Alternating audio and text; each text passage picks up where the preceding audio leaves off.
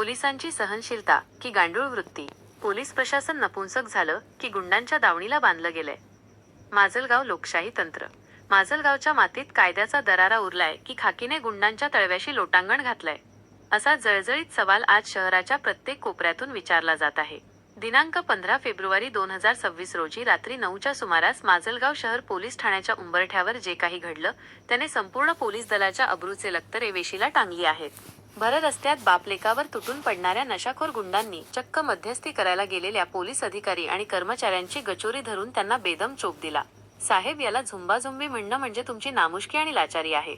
हा तर गुंडशाहीने तुमच्या खाकी वर्दीच्या कानशिलात लगावून दिलेला जळजळीत टोला आहे. प्रशासकीय नपुंसकतेचा कळस. धक्कादायक बाब म्हणजे दिनांक 14 फेब्रुवारी 2026 रोजी केसापुरी कॅम्प येथे एका वृद्ध दाम्पत्याला अमानुष मारहाण करणाऱ्या नराधम दारुड्यांनी पोलीस ठाण्यालाच रणमैदान बनवून प्रशासनाची लायकी काढली होती. या गुंडांनी ठाण्यातील संगणकीय गुन्हे नोंदणी प्रणालीच्या वायरी खेचून सरकारी मालमत्तेची धिंड काढत सगळं साहित्य अस्तव्यस्त केलं होतं. त्या घटनेला 24 तास उलटत नाहीत तोच पुन्हा पोलिसांच्याच वर्दीवर हात घालण्याचा हैदोस घातला जातो.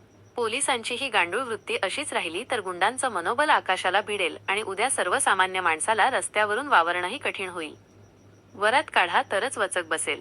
पोलिसांच्या वर्दीवर हात घालणाऱ्या या गुंडांना किती दिवस सन्मानाने कोर्टापुढे वागवणार? जर लोकशाही जिवंत ठेवायची असेल तर अशा गुंड प्रवृत्तीच्या नराधमांना ठेचून काढलंच पाहिजे.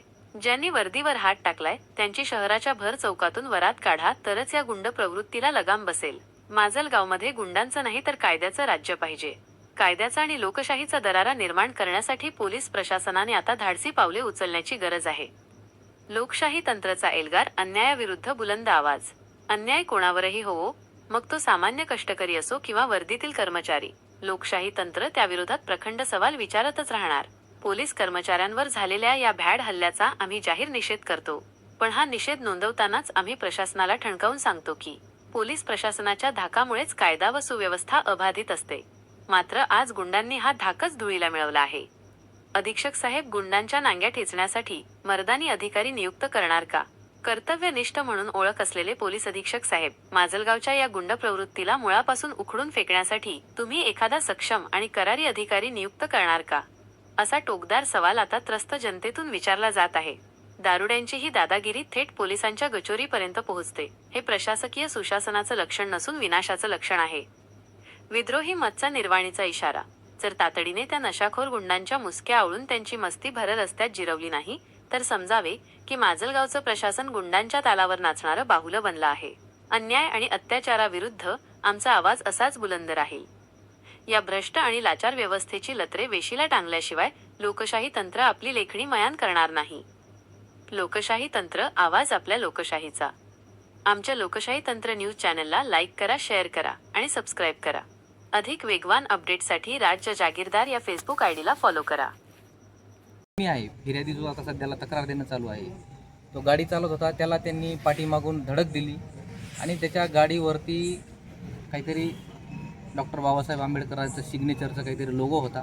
तो लोगोकडे पाहून त्यांना एक काहीतरी जातीवाचक बोललेले पण आहेत आणि त्याला गाडी फिर्यादीमध्ये दिले. तेव्हा तसं आम्ही त्यांच्या कायदेशीररित्या फिर्याद घेऊन गुन्हा दाखल करीत आहोत.